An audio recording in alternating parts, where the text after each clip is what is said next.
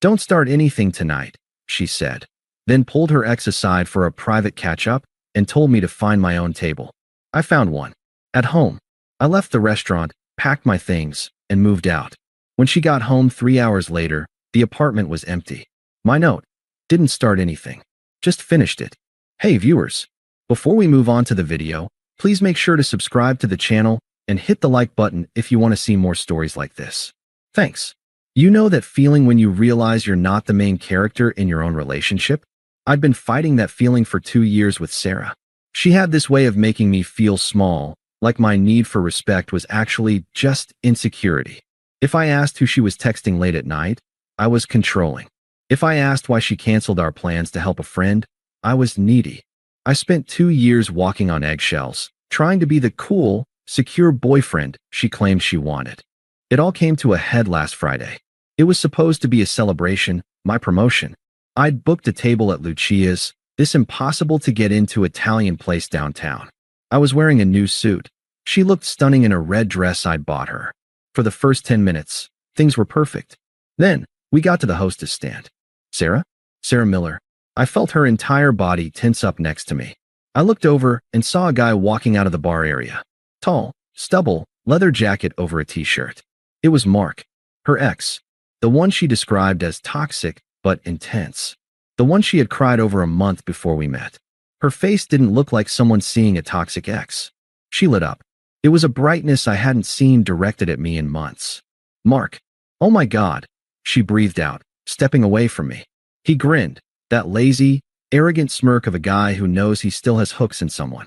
Look at you. Still killing it in red. He didn't even look at me. I was invisible. A prop.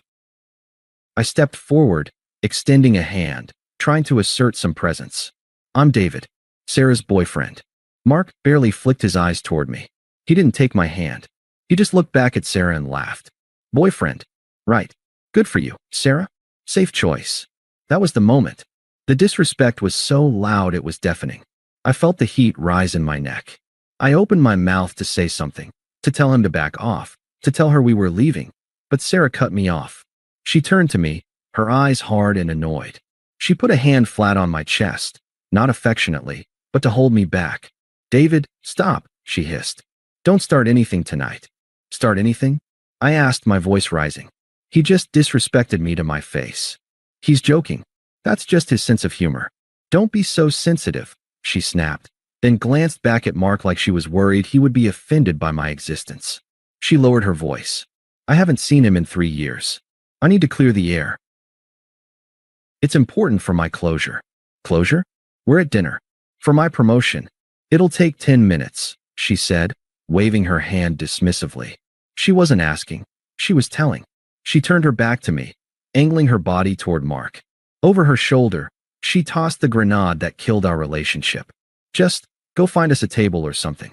Order me a glass of Pinot. I'll be there in a few minutes. Don't be weird about this. She grabbed Mark's arm, actually grabbed it, and guided him toward the patio doors. Let's go outside. It's too loud in here. I stood there. The hostess was staring at me. The couple behind us was staring at me.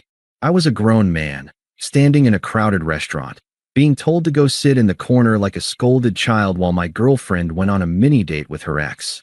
The hostess cleared her throat. Sir, your table is ready. Shall I seat you? I looked at the patio door. I could see them through the glass. She was laughing, her hand touching his bicep. She looked alive. She looked like she was exactly where she wanted to be. And I realized, with a clarity that felt like ice water hitting my veins, I wasn't her boyfriend. I was her placeholder. I was the safe harbor she parked in while she waited for the storm to pass. I looked at the hostess. No, I said. My voice was surprisingly steady. I won't be needing the table. I turned around and walked out the front door. I didn't storm out. I didn't cause a scene. I walked to my car with the calm precision of a bomb disposal technician. I checked the time. 7:15 p.m. If she was clearing the air with Mark, and if the way she touched his arm was any indication, 10 minutes was a lie. They would have a drink. Maybe 2. They would reminisce. She would lose track of time because she didn't respect mine. I estimated I had at least 2 hours, maybe 3, before she even thought to check her phone. I drove home in silence. No radio. Just the hum of the engine and the new plan forming in my head. When I got to our apartment, I didn't feel sad. I felt efficient. I walked in and went straight to the bedroom. I didn't have time to move furniture, and frankly, I didn't want the couch. We bought it together. It was tainted. I wanted only what was mine. I wanted to execute an erasure. I grabbed a box of heavy-duty black trash bags from under the sink. Rip. Open. Fill. I cleared my side of the closet in 4 minutes. Suits, shirts, jeans, I didn't fold them. I swept them off the hangers directly into the bags. The sound of the hangers clattering together was the only noise in the room. Rip. Open. Fill. The bathroom drawer. My razor, my cologne, my prescription meds. I left the toothpaste. I left the shared soap. I took only what kept me alive and made me me. I moved to the living room. This was the most satisfying part. I unplugged my PS5. I took the switch. I took my laptop. Then, I went to the router. I paid the internet bill. The account was in my name. I unplugged the modem and the router and shoved them into my backpack. Petty? Maybe. But she wanted to communicate with her ex? She could use her own data. I went to the safe. Passport. Birth certificate. Watch collection. The emergency cash envelope. I worked up a sweat. I was moving like a blur. By 8:30 p.m., my car was packed floor to ceiling. The back seat was a mountain of black plastic bags. I walked back into the apartment for the final check. It didn't look like someone had moved out in a normal way. It looked like a rupture. My side of the vanity was bare. The closet was a gaping hole of empty space next to her colorful dresses. The entertainment center was a skeleton of wires dangling where the consoles used to be. I took the spare key off my ring. I placed it on the kitchen counter. I looked around for a piece of paper. I found a piece of junk mail, an offer for a credit card. I flipped it over. I took a Sharpie. I wanted to write a paragraph. I wanted to scream at her in ink. I wanted to list every time she made me feel small. But then I remembered the restaurant. I remembered her telling me, don't start anything. She wanted me to be quiet? Fine. I wrote 5 words. Didn't start anything. Just finished it. I left the note next to the key.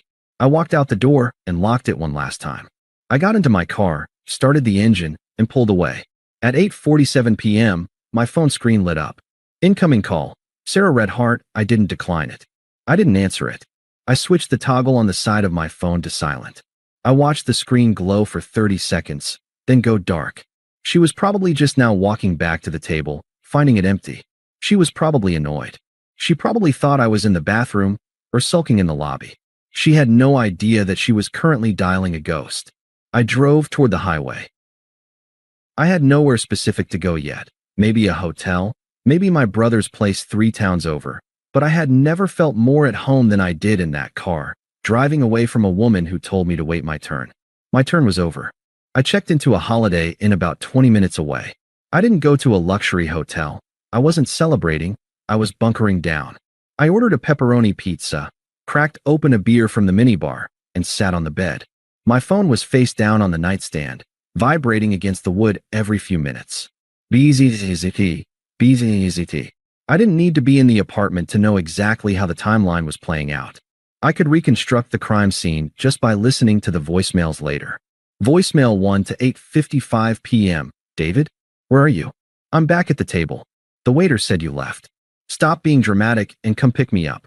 It's not funny. Tone annoyed. Entitled. She thinks I'm sitting in the parking lot, teaching me a lesson. Voicemail 2 to 9:15 p.m. Okay, seriously, pick up the phone. I'm standing outside. Mark already left. He had to meet some friends. I'm not paying for an Uber when you drove us here. This is so childish, David. Call me back. Tone angry. Shifting blame. Mark already ditched her, ironic. Voicemail 3 to 9:48 p.m. David? I'm home. Why are the lights not working? The Alexa isn't connecting. Pause. Heavy breathing. The sound of footsteps echoing on hardwood. David, where's the TV? Where's your computer? David, call me. Right now? You're scaring me. Tone. Confusion. The reality is starting to bleed in. Voicemail 4 to 9:52 p.m. Total breakdown. Sobs. I found the note. What do you mean finished it? You can't just leave. We live together. You took the router? Are you insane? Please, just come home. We can talk about this. I'm sorry I was with Mark so long, okay? I'm sorry. Just come back. I listened to that last one while chewing a slice of pizza. It was cold, detached curiosity. I didn't feel a pull to go comfort her. I didn't feel guilty. I just felt like I was watching a character in a movie realize the killer is already in the house. Except in this movie, the killer was the consequences of her own actions. I turned the phone off completely. I slept like a baby. The next morning, I woke up to 47 missed calls and 30 texts. But the silence in that hotel room was the loudest, most peaceful thing I'd ever heard. I wasn't waiting for her approval. I wasn't wondering if I was enough. I was just free. The fallout began fast. When a person like Sarah, someone who relies on validation and financial safety nets, loses their footing, they don't self-reflect. They recruit allies. 2 days later, my phone rang. It was Jessica, Sarah's best friend. Jessica had always tolerated me, treating me like a handy accessory that came with Sarah. I answered. I wanted to hear the spin.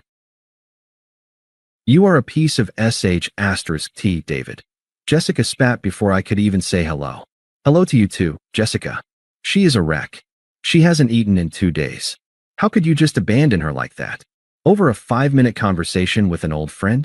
You're insecure, controlling, and honestly, terrifying. Who clears out an apartment in 3 hours?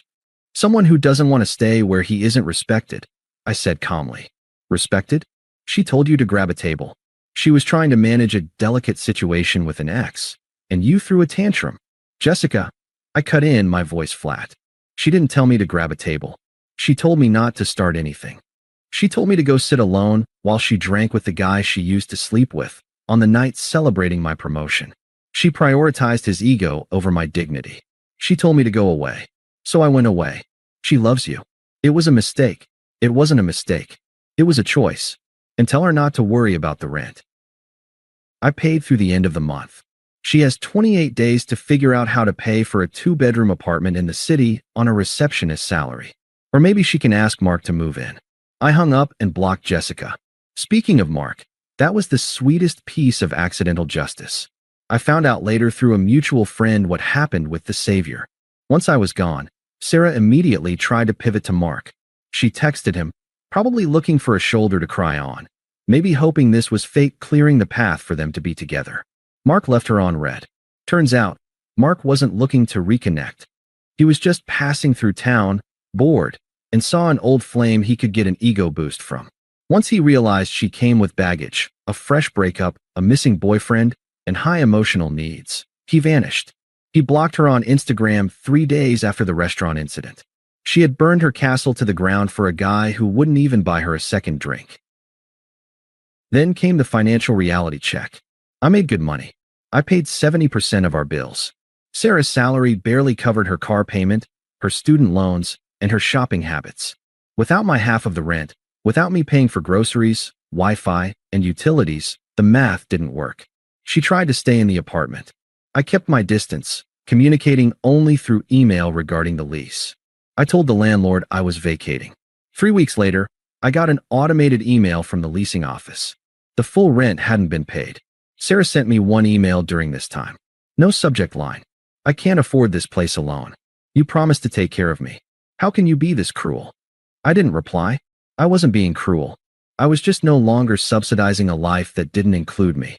She ended up having to break the lease. She lost her security deposit. Last I heard, she had to move back in with her parents. The same parents she constantly complained were suffocating and toxic. She was 30 years old, sleeping in her childhood twin bed, surrounded by boxes of clothes she had no closet space for. The placeholder was gone. And without the placeholder, the whole structure collapsed. It had been 4 months. My life had quieted down in the best way possible. I found a new place, a loft closer to the office, smaller but entirely mine. No shared aesthetic, no walking on eggshells. I killed it in my new role at work, free from the constant text anxiety that used to plague my afternoons. I was sleeping better. I looked better. I hadn't heard from Sarah since the email about the rent. I assumed she had faded into the background of her hometown, another what-if story people tell at bars. Then, she ambushed me.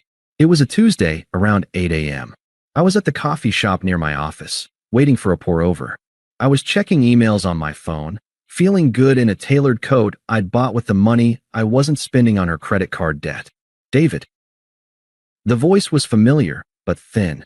lacking the sharpness it used to have. I turned around. Sarah was standing there. She looked diminished.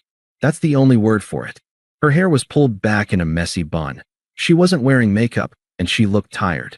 Not had a long night tired. Deeply tired. The kind of tired that comes from living in your childhood bedroom and arguing with your mother about laundry at age 30. Sarah, I said. My voice was neutral. Professional. Like I was greeting a vendor I had canceled a contract with. Can we talk?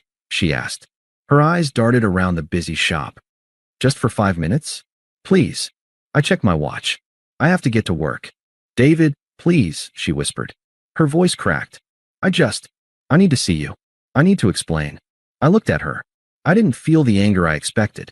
I didn't feel the love I used to think was essential to my survival. I just felt a mild inconvenience. You can walk me to my building, I said. You have 3 minutes. We walked out onto the sidewalk. The morning air was crisp. She struggled to keep up with my pace. I messed up, she blurted out. I know I did. Mark, he was nothing. He was just a ghost from the past, and I got caught up in the moment. He stopped replying to me days after you left. It was stupid. I threw away everything for nothing. I know, I said, keeping my eyes forward. I miss you, David, she said, reaching out to touch my arm. I sidestepped it smoothly, not breaking stride. Her hand fell to her side. I miss us, she continued, desperation creeping into her tone. I miss our home. My parents, it's a nightmare. I'm sleeping in a twin bed. I miss talking to you. I miss my best friend. I stopped then. We were a block from my office. I turned to face her. You don't miss me, Sarah, I said, my voice calm and factual. You miss the apartment. You miss the safety. You miss having someone to project your insecurities onto so you don't have to deal with them yourself. You miss the placeholder. She flinched. That's not fair. I loved you. You told me to go sit alone at a restaurant while you flirted with another man. I reminded her. That isn't love. That's management. You were managing me. And I resigned. She started to cry.